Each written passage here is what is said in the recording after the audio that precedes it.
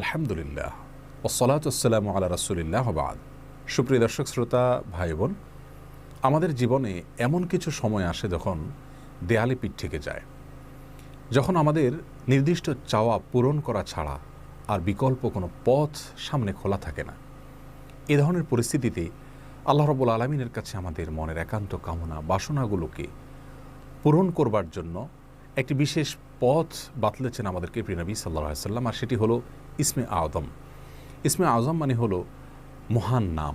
আল্লাহ রাব্বুল আলামিনের এই ইসমে আযম তথা মহান নামের মাধ্যমে কোনো কিছু চাওয়া হলে তিনি সেটা পূরণ করেন। এই নামের মাধ্যমে আল্লাহকে ডাকা হলে তিনি সেটাকে সাড়া দেন। এ মর্মে নবী আলাইহিস সালামের অনেকগুলো হাদিস রয়েছে। অনেক উলামায়ে কেরাম ইসমে আযম সম্পর্কে বলেছেন যে এটি হলো আল্লাহ রাব্বুল আলামিনের যে মূল নাম আল্লাহ, সেটি তার অনেকগুলো গুণবাচক নাম আছে। তমধ্যে থেকে আল্লাহ রাব্বুল আলামিনের যে মূল নাম আল্লাহ, এই নামের মাধ্যমে আল্লাহ রাব্বুল আলামিনকে ডেকে যদি বান্দা কোনো কিছু চান কায় মনোবাক্যে অন্তরের গভীর থেকে, তাহলে সে দোয়া আল্লাহ রাব্বুল আলামিন অবশ্যই কবুল করেন। এজন্য কোনো কিছু আল্লাহ রাব্বুল আলামিনের কাছে চাওয়ার আগে যদি আল্লাহ বলে ডেকে ভালোবাসা থেকে, আস্থা থেকে, ভরসা থেকে, কায় মনোবাক্যে দীনতাহীনতার সাথে আল্লাহকে ডেকে যদি কেউ দোয়া করেন, তাহলে সে দোয়া আল্লাহ রাব্বুল আলামিন ফিরিয়ে দেন না।